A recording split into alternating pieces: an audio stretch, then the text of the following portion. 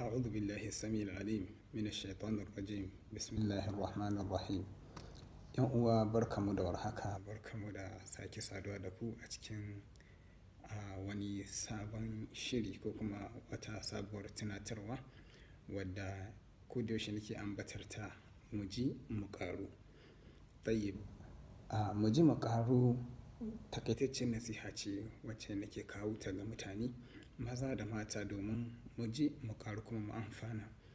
Taken tunatarwar tamu ta yau shine al'inaba, komawa zuwa ga Allah, kamar yadda Allah maɗaukakin sarki yake faɗa mana a cikin alƙur'aninsa mai tsarki, ke cewa annabi sallallahu alaihi wasallam ya gaya wa bayansa masu imani cewa qul ya ibadiyal ladhina asrafu ala anfusihim la taqnatu min rahmatillah wa anibu ila rabbikum wa aslihu dhata bainakum. Wannan shine mahallin shahid, wa anibu ila rabbikum.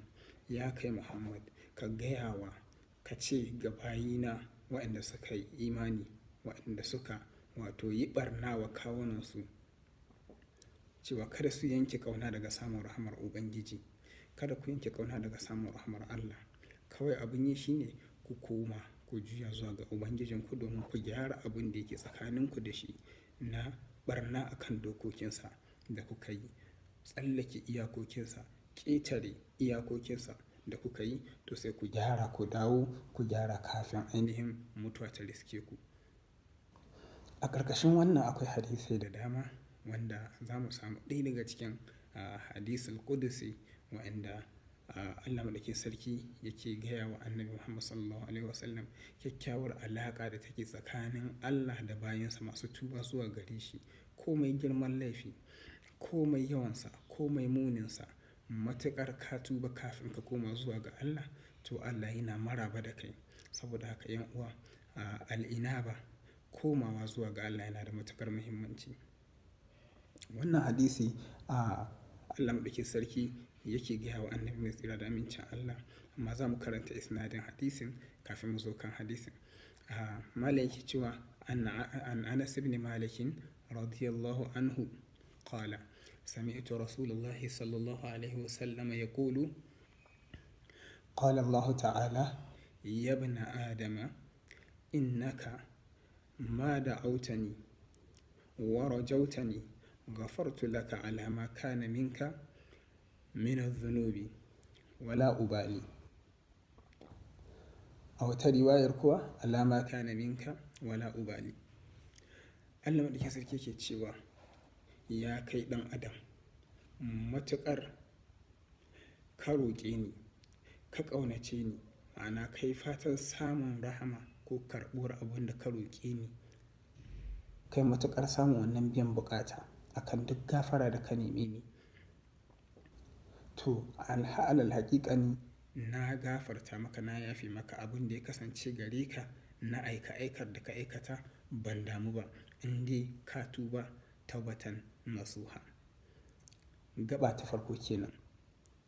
Allah maɗaukakin sarki ya ci gaba da cewa ya bana adama law balagat dhunubuka anana samai thumma astaghfartani ghafartu laka. Ya kai ɗan adam, da a ce zunubanka sun kai yawan gajimaren sama, ya taskance sama gabaki ɗaya, a ce duk sammai gabaki ɗayansu zunubanka ne, thumma astaghfartani, sannan ka ɗaga hannu ka ce ya rab aghfirli, ka zauna a teburin sulhu da kai da Allah maɗaukakin sarki, kuka sasanta, Allah maɗaukakin sarki matuƙar ka cika wa'annan sharuɗa na tuba, ya ce gafartu laka, na gafarta maka. Ba wai zan gafarta maka ba, a'a na gafarta maka. ‘Yan uwa, me muke jira? La taqnatu min rahmatillah, kada ku yanke ƙauna daga samun rahmar Allah.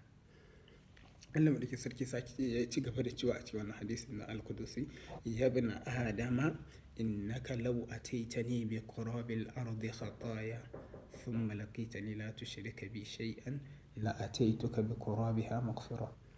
Ya kai ɗan adam, da ka zo min da dukkanin abin da ke sama da ƙasa, a ce duk zunubai ne, sannan ka haɗu da ni, ba ka haɗa ni da komai, ma'ana a ranar mutuwa ka haɗu da Allah ba a matsayin mushriki ba, to dukkanin zunubai dukkanin wannan ƙasa da saman da ka cika da zunubai, Allah maɗauki sarki ya ce da na mai da su sun zamanto gafara, sun zamanto lada, sun zamanto abin da zai kai ka aljanna.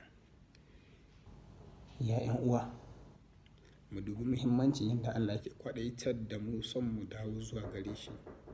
Yana da matuƙar kyau da amfani ya zamanto bawa ya kusanci Ubangijinsa. La taqnatu min rahmatillah. Kada mu yanke kauna daga samun rahmar Allah maɗaukin sarki. Allah Ubangiji ya datar da mu, ya kare mu daga yin shirka, ya ba mu ikon tuba tun kafin mu haɗu da Allah maɗaukin sarki.